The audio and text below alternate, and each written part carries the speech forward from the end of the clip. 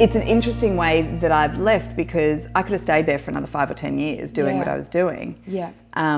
So it's not like I left in terrible circumstances or that I was fired or that, you know, I was hating my job. I loved my job and I loved my team and it was great, but I'd just been doing it for a long time. Yeah. You know, and it was time to try something new and, you know, look at what my life looks like without Cosmo, because it's my whole working career has been Cosmo. Yeah. You know, and so there's an element then that you start getting pigeonholed as that, and I can't be, you know, I'm 36 now, but I'm also a different person than what I was when I came to Cosmo 10 years ago, and I'm now a mum and I'm not necessarily that Cosmo girl. When I said, you know, you're coming on, I messaged Zoe and I said, tell me what kind of friend you are. And you're going to make me cry again? No, I won't. So this is what Zoe Foster wrote. This is what she has to say about you. She is one of my very best friends, but I also slot her into a bit of an older sister and mentor role. I deeply respect her opinion and will always seek it, even if I don't always agree. Her kindness and warmth and inclusion brought me safely into a pretty scary, intimidating ACP group of women when I was a tiny 23 years old, and I really owe a lot to her in that sense.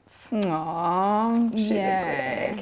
It's funny because my last week of work at Cosmo and the team made me this insane video. Like they just went over the top with niceness, even though I said to them very strict instructions the night before. There's to be no sad eyes.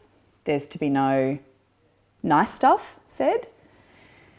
And just in general to be no tears. Like, no, let's just pretend I'm going on my 4th maternity leave. And they broke all the rules because then the next day, my last day, they blew me away and I was just ugly crying everywhere, in that they put together this video and got all of these women that were important in my life through work or I'd worked with a lot over the years to send these personal video messages, and then they put it to music. So it was everyone from like Lisa Wilkinson to Zoe and Jazz and Christine and Jacinta, Cheyenne, Jodie, Julia Gillard. Are you really name dropping Jackie. them? I know, because look at my memory, it's come back when I'm name dropping. But it was amazing. Like it was almost so overwhelming that it was too much, and it was all put to music like "Goodbye, my friend." I was like, oh God. But it was the sentiment. You know, you don't think of yourself as being that person, and when you hear all these people, these amazing women saying all these nice things about you, you're like, oh God, just stop. Like it's almost uncomfortable to go, you know, really, do you really think that? Am I that person? So it was really, you know, and it's always way more emotional when, you know, the Mias and the Jazzes and the Zoes of the world come on and say all these nice things. You're like, oh my God, you're my people and you're making me really upset. Like it makes it somehow more upsetting or emotional.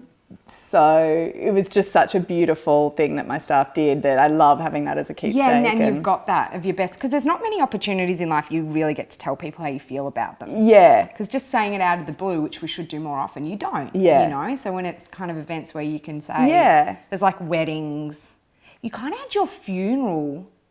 I know. They were your funeral words. Yeah, yeah. But also the people were just bothered to do it. Do you know what I mean? Like when people are busy, it's like, I can't believe all these women were bothered to film a video. And they weren't just like, hey, Bron, thanks for your help over the years. See you later, bye. They were all really beautiful, heartfelt, lovely messages. And I think, God, I hope I was nice to you. And that, I know, I think you would have been.